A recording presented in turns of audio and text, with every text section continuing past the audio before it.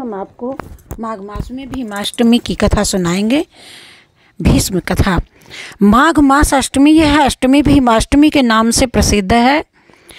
इस तिथि को बाल ब्रह्मचारी भीष्म पितामह ने सूर्य के उत्तरायण होने पर अपने प्राण छोड़े थे।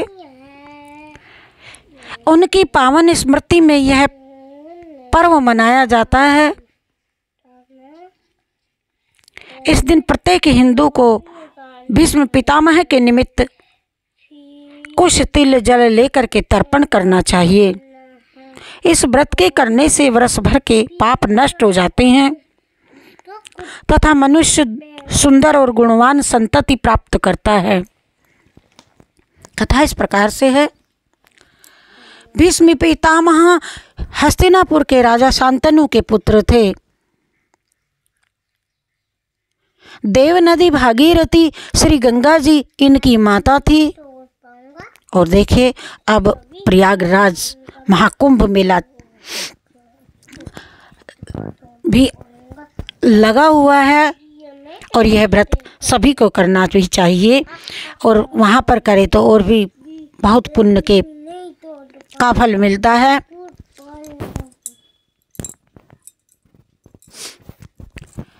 और भागीरथी श्री गंगा जी इनकी माता थी। बचपन में इनका नाम देवव्रत था। उन्होंने देवगुरु बृहस्पति से शास्त्र तथा परशुराम जी से अस्त्र शस्त्र की शिक्षा प्राप्त की थी। उनके समकालीन शस्त्र शास्त्र का इनके जैसा कोई और ज्ञाता नहीं था। वीर होने के साथ साथ वे सदाचारी और धार्मिक थे। सब प्रकार के योग्य देख करके उनको महाराज शांतनु ने सब प्रकार से योग्य देख करके महाराज शांतनु ने उन्हें युवराज घोषित कर दिया। और एक बार महाराज शांतनु शिकार खेलने गए थे। वहाँ उन्होंने मत्स्यगंधा नामक एक विषाद कन्या को, जो पाराशर ऋषि के वरदान से अपूर्व लावण्यवती हो गई थी और उसके शरीर से कमल की सुगंध निस्सृत हो रही थी, जो 1 योजन तक जाती थी। महाराज शांतनु उनके रूप लावण्य पर मुग्ध हो गए और उन्होंने उसके पिता निषाद राज से उस कन्या के लिए याचना की। और निषाद राज ने शर्त रखी कि इस कन्या से उत्पन्न पुत्र ही राज्य का अधिकारी होगा। राजा उदास हो गए। वे राजकुमार देवव्रत के अधिकार को छीनना अनुचित मानते थे, लेकिन मत्स्यगंधा को वे अपने दिल से निकाल नहीं सके। परिणाम स्वरूप वे बीमार हो गए। राजकुमार देवव्रत को जब राजा की बीमारी और उसका कारण पता चला तो वे निषाद राज के पास गए और निषाद राज से कन्या को अपने पिता के लिए मांगा।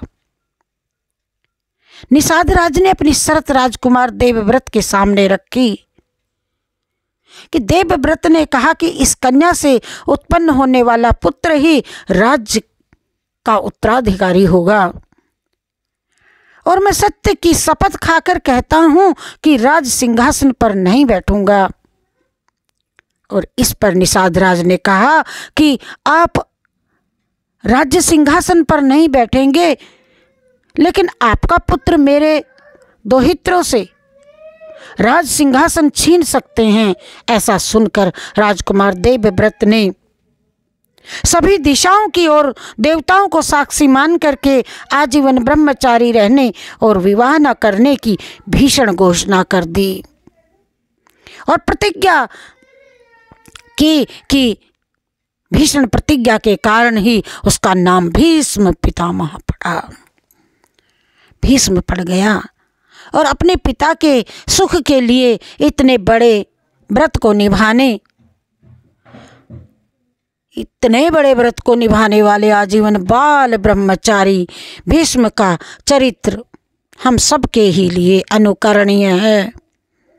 और उनकी पुत्रहीन अवस्था में मृत्यु हुई, परंतु इनके अखंड ब्रह्मचर्य व्रत के कारण संपूर्ण हिंदू समाज पुत्रों की भांति इनका तर्पण करते हैं और करना भी चाहिए सभी को। भीष्म पंचक पाठ भी करना चाहिए और भीष्म पितामह के स्तोत्र भी है, वह भी हमें करना चाहिए। ये भीष्म माघ मास की अष्टमी के दिन प्रयागराज में जाकर के करें तर्पण तो और भी बहुत अच्छा।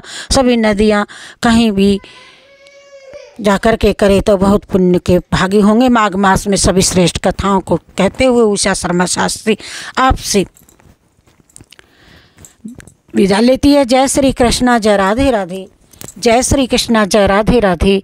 राधे राधे। सनातन धर्म की जय हो।